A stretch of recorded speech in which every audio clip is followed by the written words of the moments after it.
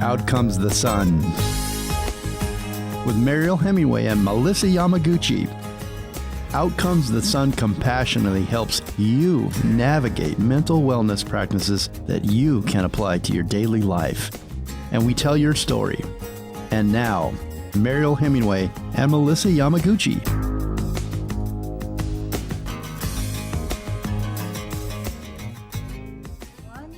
I'm Mariel Hemingway. Welcome to Out Comes the Sun podcast with my partner, Melissa Yamaguchi. We have a great show today, and we have an amazing guest, and I'm kind of going to save that for just a minute longer, because she really is extraordinary. Her name is Mary Hayashi. You may know her. She's a California state representative. But first of all, we kind of wanted to start the show just kind of catching up.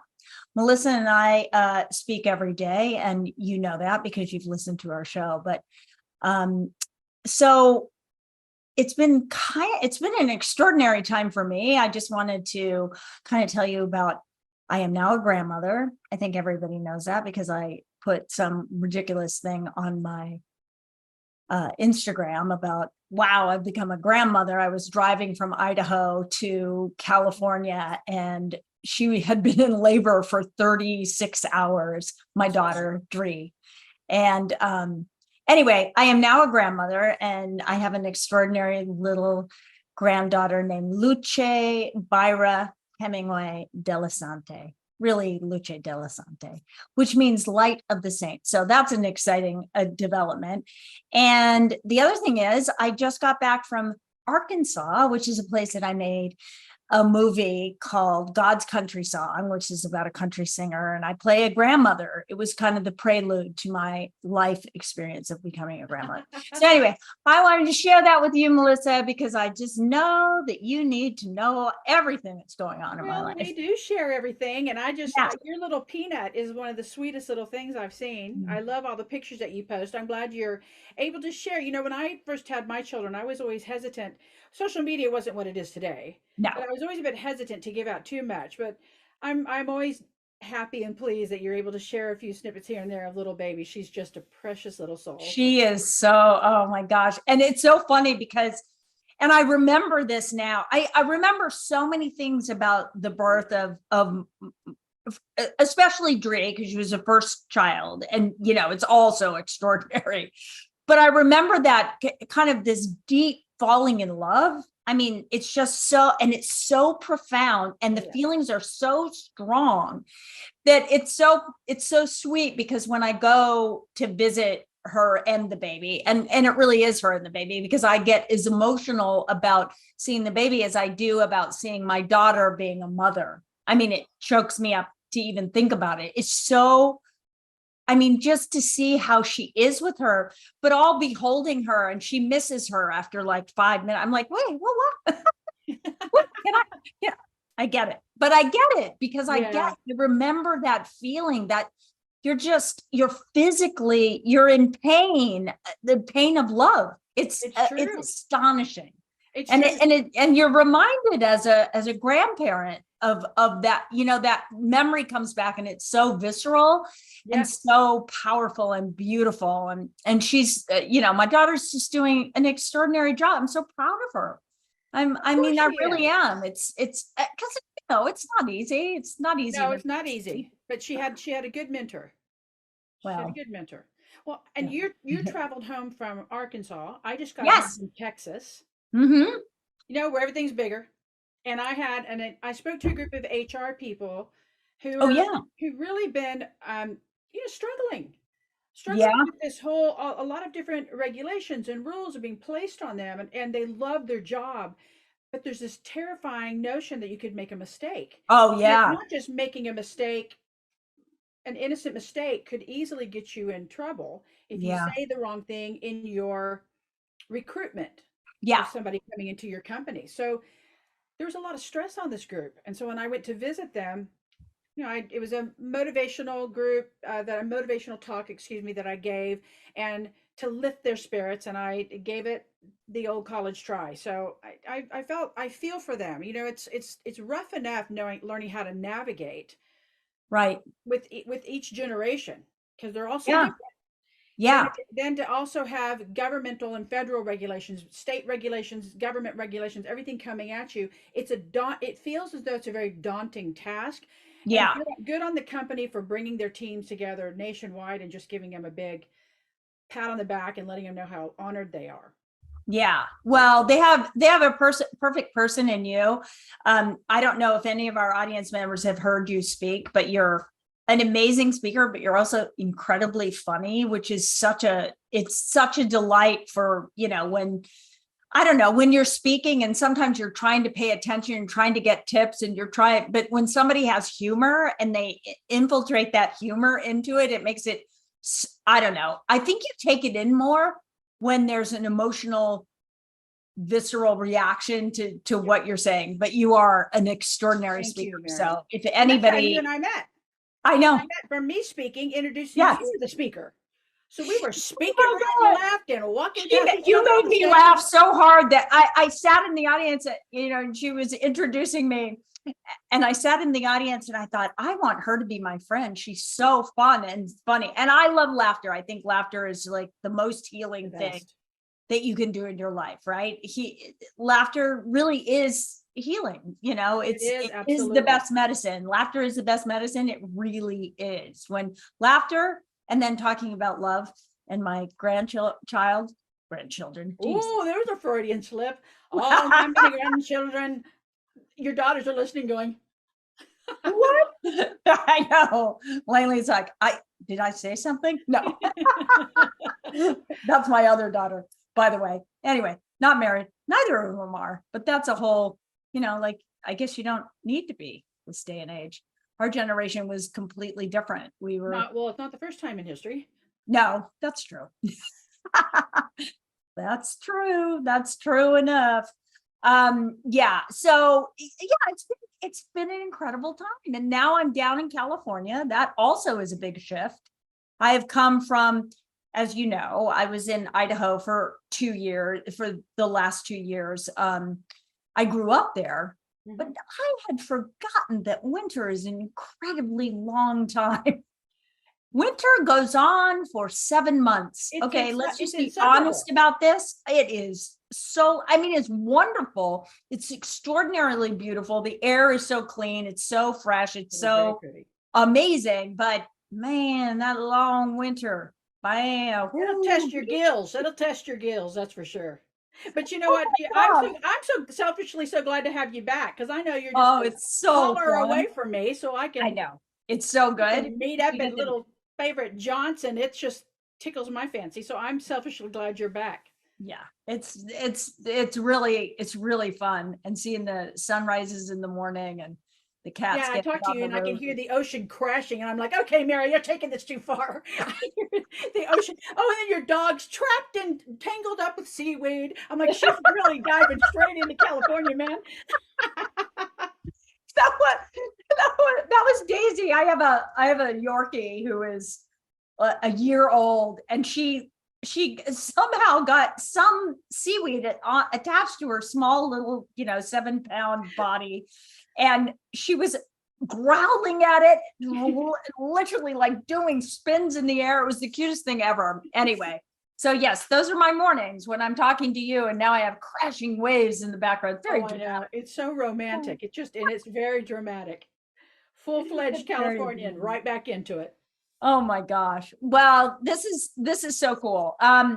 Well, I think that we can take a little break because I really am anxious to talk to our guest. Me too. So hang on, everybody. You are listening to Out Comes the Sun podcast radio, and we will be back in a second with Mary Hayashi.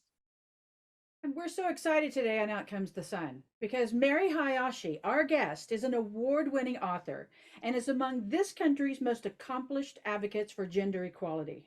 As a national healthcare leader, public affairs consultant, and former California State Assembly member, Mary has championed meaningful reforms to expand the delivery and coverage of healthcare and has established unprecedented partnerships in support of social causes that previously had no financial or public backing. You are the woman of the hour. You are the woman of the moment. We need to talk to you. This is really vital stuff. Thank you so much for being with us.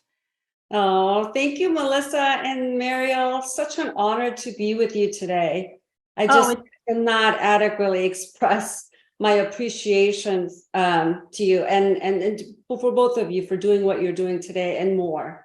And Mariel, you've been an inspiration to so many people like me and others, you know, who just, you know, didn't have a voice, and you make it possible to others, for others to become active and become leaders. And so I'm just honored to be with you today. Thank you. Well, I want to we're thrilled to have you. I want our audience to know a little bit about our relationship, because we met in 2004. We met at an event, and I guess I was the keynote speaker. I don't recall it at the time.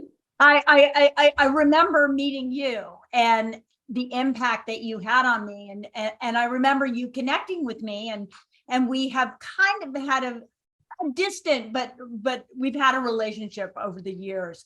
And I've watched you in your career really make a difference in women's lives in regard to mental health. And as you know, Outcomes the Sun is really it's a discussion about mental health. But let's face it, mental health is everything we do, right? It's everything. It's how you react in your relationships, with your family, with your children, with your siblings, what have you. And you have been incredibly impactful at making a difference at a governmental level, at a level that literally makes a difference, you know. And that's why I'm so impressed and actually honored to have you here. And I also want our audience to know that I wrote the foreword to your book because I think the book is important. I think it's important for people to read. And I also did a little video for you.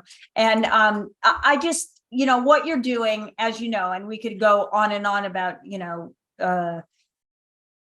complimenting each other. But the important thing to know is that for everybody listening, women and men alike, everybody can make a difference by speaking up, by speaking out, by doing something, right? And that's how we can help one another. I always say to people, it's like, just, you know, for me, it's like, take care of yourself first, right? Because ultimately you have to take care of yourself, and then you start taking care of the people around you.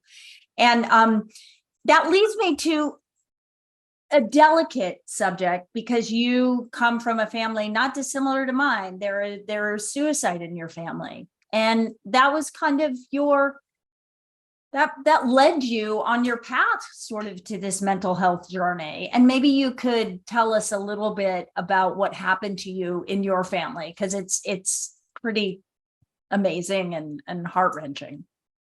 Yeah, and I love your book too, because, you know, just talking about your family so openly like that, Mariel, it's so important, because, you know, in sort of the political scientist world, we call that a role model effect. You know, you can't be what you can't see. So when you see examples, when you see people like you speaking out, and that makes it okay for others to speak out. I mean, that really has an amazing effect. And, you know, what led me to a lifetime of public service and mental health advocacy, you know, is that I lost my older sister to suicide when she was 17 years old and I was 12. Oh. And, you know, in my culture, you know, especially girls, we're not supposed to, you know, seek help. We're not supposed to talk about our problems. You know, we're supposed to be respectful, silent, you know, and we're really there to support the family, and we don't bring shame. And, you know, we don't talk about anything that is stigmatized, you know, and so the morning that she hung herself in our room, she showed me, you know, these package of pills that she had taken in the trash can. And she said, you know, look what I did. And she told me about this. And I said, well, what's going on? And she said, please don't tell anyone. please don't tell anyone. And I didn't. And I left the home. This is January 1st of 1980. It was a New Year. It was January 1st. It was New Year's Day. And we basically go to our relatives' homes to wish them, Happy New Year and things like that. And, when I came home, my parents told me that she hung herself that day. And so I spent my entire life trying to sort of figure out how I could have helped her. And the bottom line is, because our culture celebrates silence as a strength, I mean, there was just no way for me to really help her. There's, because to be a good girl is to be quiet and not say anything. And so that experience, I think, really shaped, my entire sort of mental health advocacy for, 3 decades for women and, for underserved communities. Because if we can't even talk about getting help, then how are we ever going to prevent suicides or help people get the treatment that they need? Absolutely. Yeah, so that's what happened to my sister. And, my parents burned all of her belongings. We've never had a funeral for her because in our culture, it's like, it's better to just pretend that she doesn't exist. Or she never is that culturally it's shameful, correct? Oh my gosh, yes. And I don't know what my parents told other, like their friends, or what the community, neighbors knew about, what exactly happened. Right. But this wasn't something they were going to, tell the world. No. So I don't even have, like, I think I have like 2 pictures of her, like from a long time ago, but I don't really have anything, because they burned everything. They got rid of sort of all the evidence that she ever existed. Oh my gosh. So that's kind of how our culture and our family dealt with her death. Yeah. And so here I am, for the past 30 some years, I've tried to find out what happened to her, what yes. I could have done, what I should do, how I should help people. And so many people have connections to mental illness. I mean, I'm sure you know that. Yeah, absolutely. And, when we invited you as the keynote speaker, by the way, that was the most successful fundraiser of the Proposition 63 campaign, Mariel. So it was in San Francisco, and it was like, like my personal dream to meet you anyway. But I was like, we have to get Mariel to come and speak to us and have this fundraiser. And Proposition 63, as you know, it's a tax on millionaires to create mental health money, because when Ronald Reagan, many decades ago, closed all the mental health hospitals, the community systems were supposed to take care of the mentally ill, but the money never came. And so the Prop 63 has been funding great mental health programs, housing, education, training programs. And we were so happy to pass that ballot measure with your help. I mean, that's where I met you, when you came to speak to us. And, since then, I have sort of ventured on to, other jobs, other career. I ran for office. One of the first legislation that I authored was AB 509, which was to create Office of Suicide Prevention for California. Because when I got to the legislature, I was like, we don't have the Office of Suicide Prevention in the Department of Mental Health. So that was one of my first bills. And so I continue to work in mental health advocacy, and just thinking about my sister, and how I couldn't help her. Nobody could help her because of our culture, and just wanting to just continue to just do good and continue to work on mental health issues the way you have been. And after I trimmed out of the legislature, I was thinking a lot about women legislators, why they run, what kind of issues they work on. And that's where the sort of the book comes in, because studies have shown that women politicians view themselves as voice for the voiceless. we take on issues that are very personal to us. Yes. Children, families, healthcare, education. And I'm not saying men don't. I mean, obviously they do care, but the reasons for them running are a little bit different. They run because they seek a leadership position. That's kind of what the studies show. And I think the most sort of the famous person, or like a good example, is Bill Clinton. He said he wanted to run for president because he met President Kennedy and shook his hand, and he went back and said, I want that job someday, and that's why he went. Right. Such a different, but what you're saying is, I mean, you've covered so many avenues of what mental health and the discussion about mental health is about. First of all, shame. Second of all, people that, the voiceless, the not being heard, nobody understands. And then thirdly, which is where you've been so profound, is that people don't know what to do.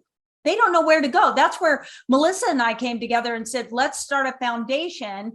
And, our dream is to raise enough money so that we can be a resource navigator, so that we can so people can plug in and say, okay, in California, you go here, here's the suicide prevention thing. But there's either nobody knows, or some states don't even have these opportunities. And it's the little foundations throughout the country that I've spoken at quite a few of them that are doing something. And what you've done is made it imperative that states do something, because you doing that in California was an influence, I think, on many states. So thank you. Thank you for that, because your story just blows me away. I tear up thinking. I mean, I haven't really shared this with a lot of people, but my mother passed away about a month ago, and sorry. I mean, it's, when parents get old, they pass away, and it's like, you expected, but she's also struggled with, depression and things like that throughout her life. And it's just, like you said, it's just even though I'm a professional, I've been in this field for decades, but there's so many times when I just felt like I couldn't help her. That helplessness is so difficult. And that's why I love the goal of your foundation, because it's, even professionals, we don't always know what to do. We don't. It's true. I had somebody come to me. I mean, that is so interesting that we're talking about this. I had somebody come to me that, they're super, that, they have enough money. They are influential. They're connected to so many people. And she had a son that was going through trouble and did not know where to go. I was like, what? You don't know where to go? And that's the thing. And Melissa and I are just like, what? It's so, but that's how it's people like you. It's me getting up and making a stink. It's Melissa and I talking about it. That's how you make change. And it's not always easy, because there still is a stigma. I mean, it's gotten better. People now talk about it. People say you got to talk about it. I mean, it's being spoken about, but still, when it happens in your family, your own family dynamic can shape the way that conversation goes. And so, I just applaud you. Well, thank you. And again, when I was growing up and my parents tried to, do this arranged marriage thing, like they're like, oh, we want you to marry somebody we like. This is was very common in my culture. Melissa's like nodding her head. Did you have the same experience or no? My husband is Japanese, so I'm right here with you, sister. I'm right here with you. So, they try to do this arranged marriage thing. And initially I was like, oh, maybe I need to go along because, the good girl thing again. Right. And I talk about that in my book a lot, because I've learned, through just reading about like other women's struggle, that this is not just me. It's happening here too, because women aren't supposed to to be aggressive or assertive or confident. And, you know, in politics, we talk about this ambition gap, this political ambition gap that, you know, men are encouraged to run for office, whereas women think about going into a nonprofit. You know, women are not necessarily encouraged to you know, seek power. And so we have this political ambition gap in politics where we don't have gender parity because more men are encouraged to go into politics. Right. Yeah. And at the same time, you know, we're evaluated differently and we evaluate ourselves differently. Like there's a really interesting study that it's called Men Rule, and 60% of the men who were interviewed said they were not qualified. They saw themselves as very qualified to run for office. And 2/3 of women surveyed said they were not qualified, even though they had the same qualification. And those men who said they were not qualified to run said that they will still run anyway. So Wow. It's kind of like that. You know, have you heard of that study where like women don't apply for jobs unless they check every qualification? Like, right. Like unless like I'm qualified 100%, I don't apply for those jobs. It's very similar in politics where women don't run because they're like, oh, I'm not qualified, even though they are. Yeah. And it's so when I read about those things and you know, again, just going back to, you know, my culture and my parents try to like marry me off, I started reading about Gloria Steinem and I started reading about other feminist writing. And that really helped me because, you know, growing up in Korea and coming here when I was 12 and came here 6 months after my sister died, didn't speak any English, grew up in Orange County where there were like maybe 5 Asian Americans and people used to call me Connie Chung.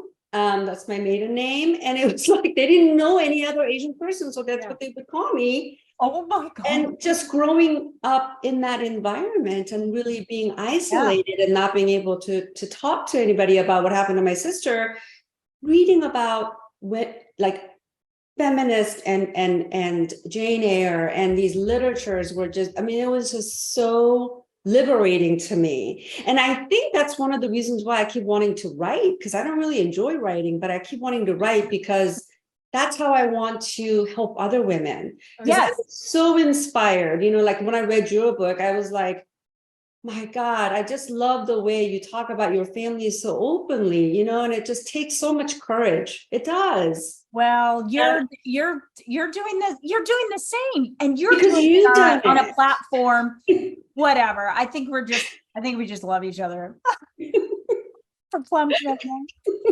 But I mean, seriously, I mean, but Melissa and I understand that. We understand that it's very challenging what you've been through, but for you to have come from what you came from, and for you to get into politics and really get into a world where, and also becoming a politician with power, you're not only, you know, you're not only a woman, but now you're a bitch, right? Isn't that what everybody thought you were, right? Because you're strong and you have a voice that you must be, you know, why is it that women are always considered like, because, right. I mean, you know, because of their power. Exactly. And it's that, you know, it's that gender bias. And you know, it's what I call this likability double standards in my book.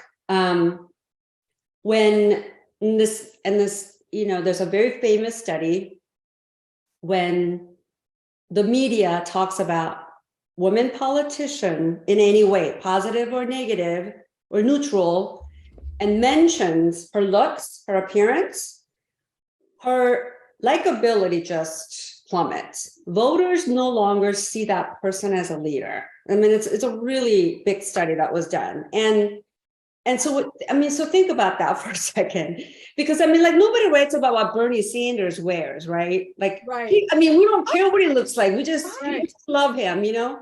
But can you imagine if Bernie was a woman? What the press would write about.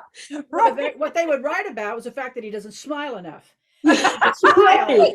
The smile is the one thing they keep slamming women for. She's not smiling enough. She's not, I wanted to say something to you because you talked about, if I could slide back about the cultural thing for a second.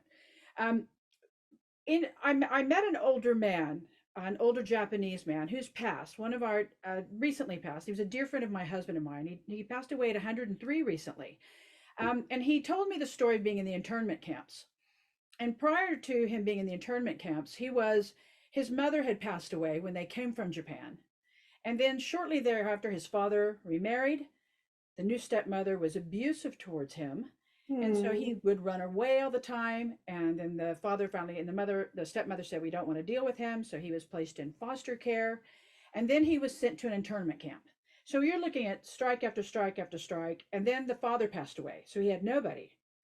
And gets out of the internment camp and works his backside off, puts himself through USC.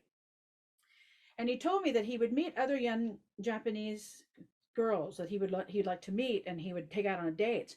But when their parents found out that both of his parents had passed, they wouldn't let their daughters date him. And the line was, he's so bad, even his parents had to leave. So his parents had to leave this earth because he's not worthy. And that was the stigma that carried him around. And I said, how did you ever overcome that? I mean, he had so many barnacles on his ship, if you will. And he said, I overcame it because the girl that I fell in love with said, I don't care what anybody says. I love you. And he said it was the power of her love for me that allowed me to keep moving forward. He became wildly successful. He was driven by love. He lived to be 103. His children, like in their 80s, as like row instructors at Stanford, and like wildly successful man. But the cultural stigma that was attached to him, that was very painful for him. I understand. That's why I was shaking my head. Yes, a lot of it. My husband is the only son, and he's the baby. And then loud comes this loudmouth white girl, right? So there was a little bit of fear and trepidation about me marrying into the family and what I was going to be like. And I'm still loud, but hey, I can make some really good Asian dishes. I have completely embraced the Asian culture. I love the Asian culture. My children have Asian names. Like, I'm in. And so, but it took a long time for me to break through. So the cultural thing is huge. And I want to bring up something that you brought up in some of your points that you've made on your site, in particular, that I think is so important for our audience to go to, the maryhayashi.org site. You have a comment on there, if I may be so bold as to read, that we're lacking in positions in the state of California, significant shortage of mental health care professionals in California. Yes. Mariel and I know that. Like she just said, she just got an email a couple of days ago with someone saying, I don't know where to go. Yes. Not only is there a shortage of them, but when there are the positions, you made a fascinating point that I think we got to highlight. The positions are undervalued and underpaid. So yes. There's no seduction to go into the industry. Yep. That's horrible. I mean, that's crazy. So what do we do? Yeah. What do you do? What do you do? What do we do? Well, what do you do? Yeah, I mean, we're following your lead. Well, okay. I don't know. I mean, yes.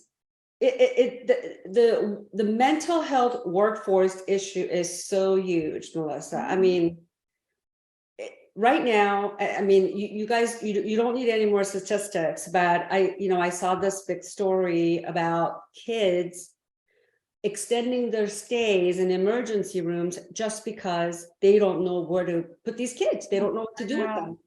So they come in because they attempt suicide, or they have suicidal thoughts, or they're a danger to themselves. And emergency rooms are now overcrowded with children because they don't know who to send it to. Yeah. And they don't know and they haven't been trained on what to do in a mental health emergency. And they don't think of it as an emergency, or if they do, they medicate, but they medicate inappropriately. I mean, there's so many things that can happen in those very critical hours. I mean, I think there just has to be something implemented about educating our, because our emergency care system is fabulous in this country, but when it comes to mental health, everybody's at a loss. Yes. Except these smaller organizations, but nobody knows where those are. Right. It's really problematic. And suicide is an epidemic, especially with kids right now. How So there are a couple things. so it is right now. The statistics are really just really out of this world. I mean, record high. But I want to make a couple comments in response to what to do, because I mean, the legislature, they didn't pass it, but they were debating a bill, which I thought would have been a great thing for the field, is to do this loan forgiveness program. So if you study mental health and you have tuition debt, and you decide to go into a mental health field, then we would have a program where we would pay off your student loan. Oh my gosh. Right? Tuition reimbursement program. That's the information I saw on your site. Is that what you're talking about, Mary? Yes. So I really want, so we, hopefully someday we'll have that bill, we could pass that legislation, because we need to value those who do this kind of work. This is so important. We can't just pay. You brought up something so important, because one of the things that I talk about when I speak to groups, because it's not just the people suffering, it's the people that are suffering that are helping the people that are suffering. And nobody addresses that. The people, it's like the people left behind after a suicide, there's tremendous trauma. You spent a lifetime trying to overcome that trauma, and nobody realizes that the people left behind are kind of going, holy crap, my life is like, I don't know how to move forward. How do I move forward? Yeah. And then another bill that I authored, which was signed, became law, which I'm really proud of, is AB 235. And it has to do with not requiring prior authorization from insurance companies when people are admitted to emergency rooms with psychiatric problem. Yes. Yeah. So, when you're admitted, if you have a cut, they treat your cut and you're released. Well, in a psychiatric emergency, you can't just release them after you give a medication or a one-time counseling. And insurance companies would force them to release those people early because they don't want to pay, or you have to go get prior authorization. So I authored a bill, it was 2010, basically saying insurance companies cannot require prior authorization if the person is admitted with a psychiatric emergency. So if they need to stay in emergency for a week, then they have to cover that automatically.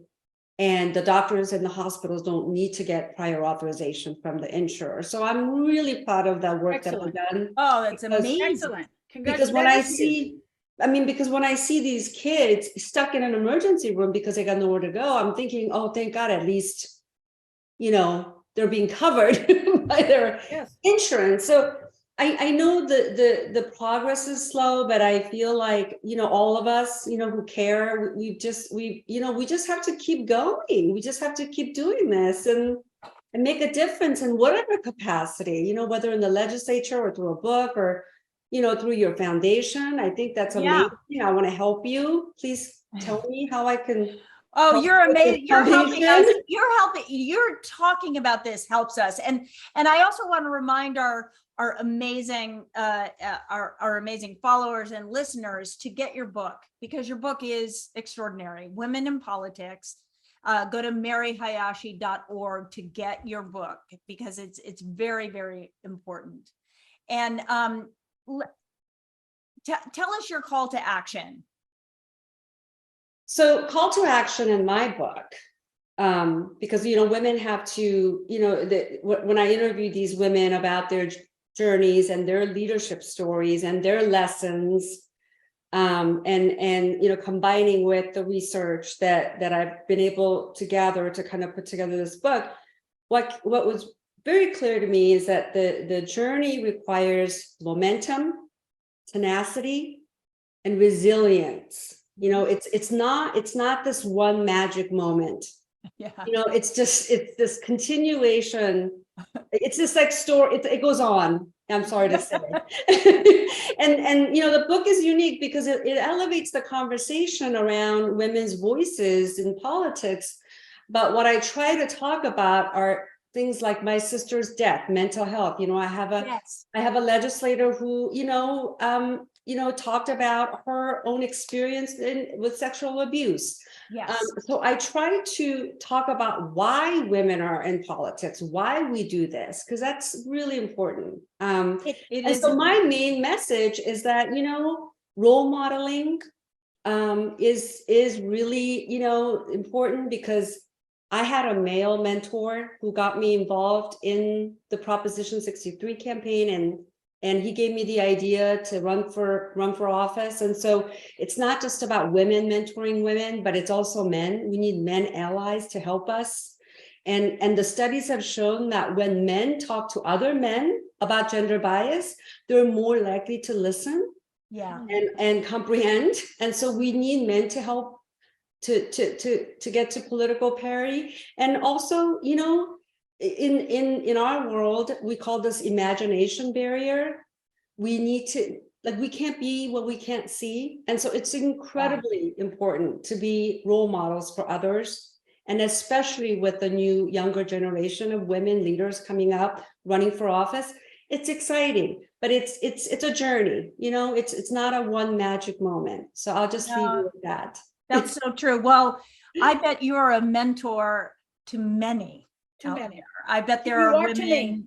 Yeah, you're a mentor to me as well. So, and a role model. So, your role modeling thing is fantastic. This conversation is so important and so exciting. And Mary, we are so honored that you joined us today to talk about this important subject. I mean, all these important subjects, all the many things that you've done and made an impact. So thank you so much for joining us today. We are really honored, and I hope you'll come back. And Melissa, I can ask one thing. If you can keep us abreast of what you're doing, and any initiatives that we can help promote, because it's important. This is an impact across the borders, across the lines, right?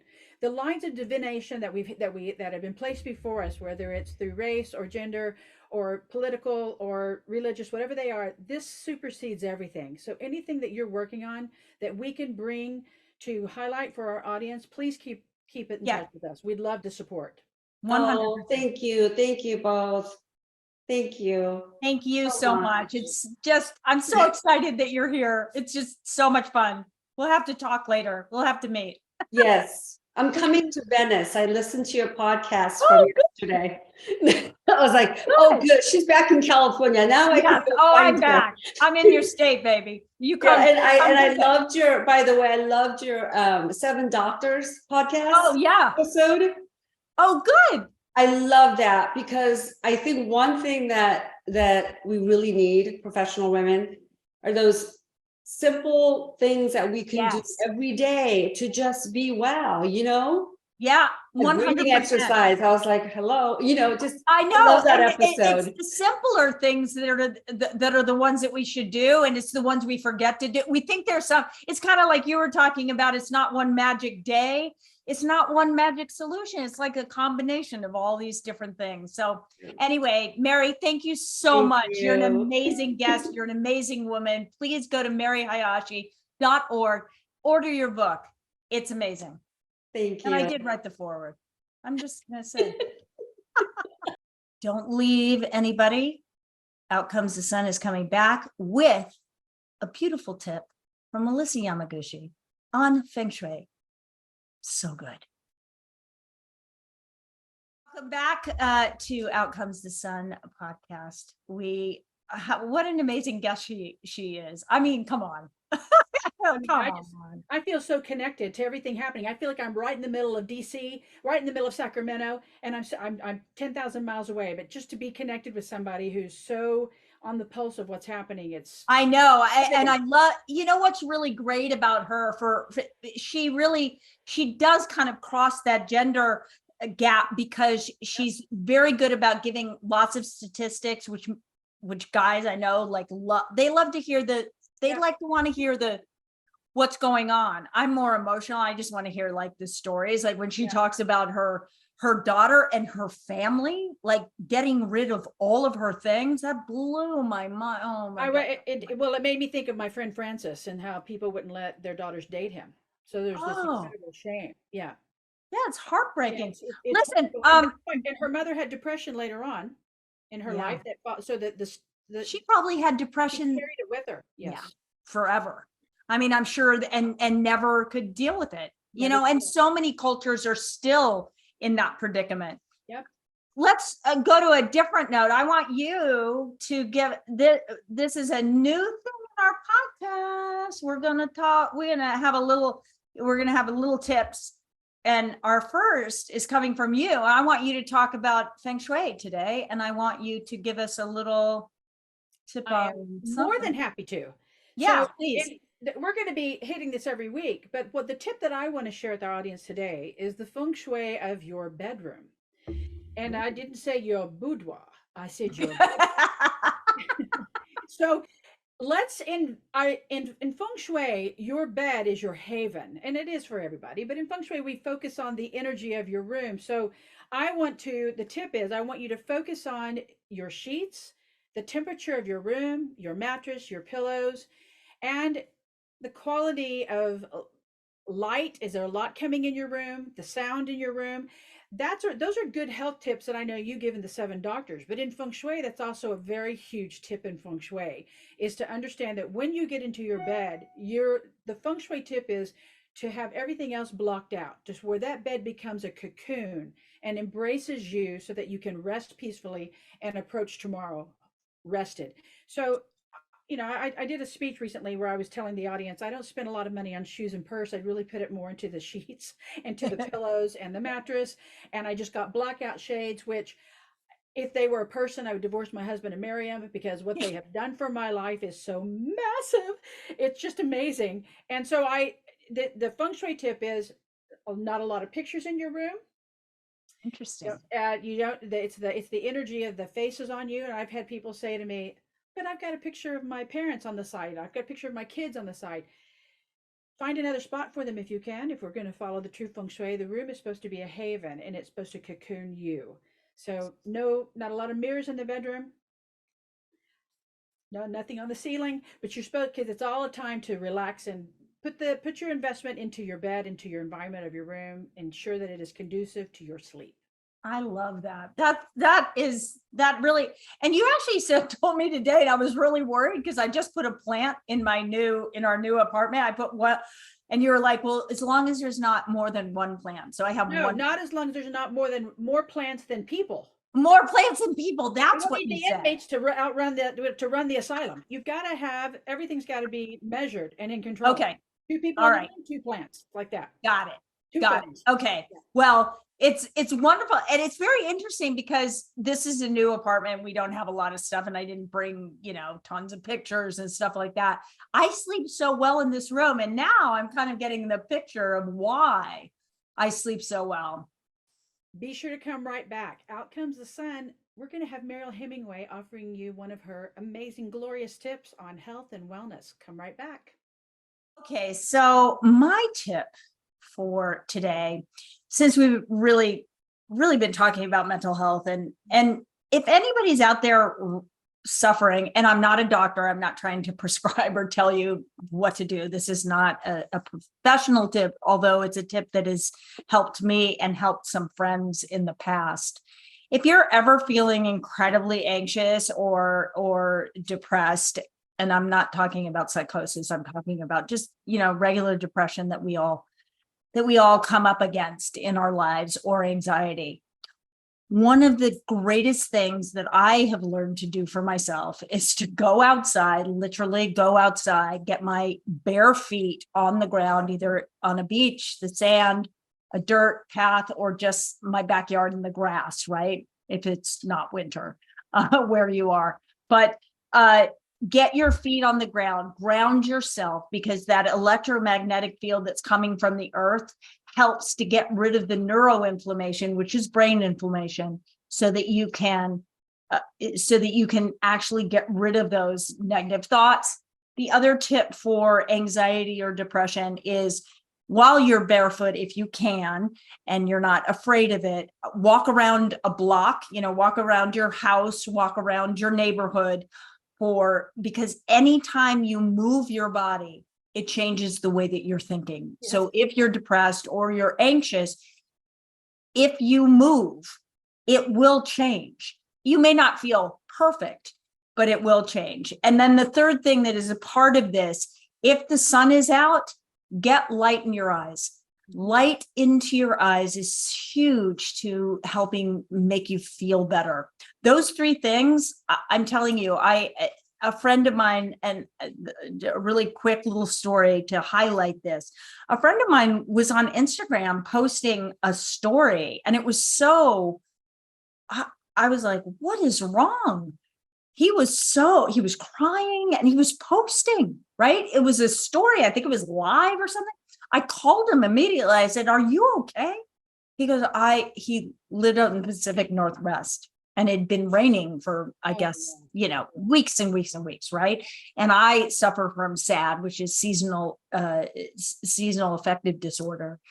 And so I understand it. And I said, look, and I told him these three things to do. I said, get barefoot, go outside, walk around your block. And if there's some sun anywhere, or even if it's just light, just look up into the sky where the light is bright. Well, he was fortunate then that there was a break in the clouds and he was able to get the sun. He called me within an hour and said, I don't know what I just did, but it shifted completely. So these things are little tips. Again, I'm not a doctor. I'm not a psychiatrist. I'm not trying to, keep anybody from doing something else, but I know these things work. And so please, people, take care of yourself, make choices that are going to highlight your well-being and your balance. I want to tell you a story. Yes. You just shared. Yes. When I met you, however many years ago, I always get confused if it's 5 or 6 or 7, but it's been, my dad was out visiting from Oklahoma, and we had just left you, and you had been espousing the benefits of walking barefoot. And, growing up in Oklahoma, we would walk barefoot, but you have to be very selective because there were sticker patches everywhere. So my dad and I came home and we were talking about this concept of walking barefoot, and because and how much we used to do it as kids, but we don't do it anymore as adults. So when we got home, I said, Dad, let's take off our shoes and walk around my neighborhood barefoot. So I said, let's take a photo of our bare feet and send it to Mariel, which we did. And my dad sat there, looking down at his feet in his early mid 80s by this point, and he's wiggling his toes, and he said, this feels very naughty. And so we walked around the neighborhood, and he said, I think she might be onto something. I feel really joyful. I feel really happy. And he could not stop talking about it. This is my 80-some-odd-year-old dad at the time. We walked around and he kept giggling. I said, why do you keep laughing? And he said, we're barefoot. He said, I just felt like he was doing something that was just so taboo. Oh, I love it. And every once in a while he'd stop and lift his toes up and down like a little flutter. This is great. I love that he said it was naughty. I remember that. Oh my gosh, that's awesome. Everybody, take your shoes off, go outside and giggle like you're 85. Right. That's right. Get out. Anyway, or like you're 8. Either one. It's been such an amazing show, and we're so grateful to be here. Thank you all for listening or watching, or however you're taking us in, out there in traffic, whatever you're doing. Thank you for coming to Out Comes the Sun podcast. Please check out the foundation, the Mariel Hemingway Foundation.org. If you're interested in making a donation so that we can actually become a resource navigator, we would deeply appreciate it. And we love you so much. And we still look forward to next week. Thank you all for listening.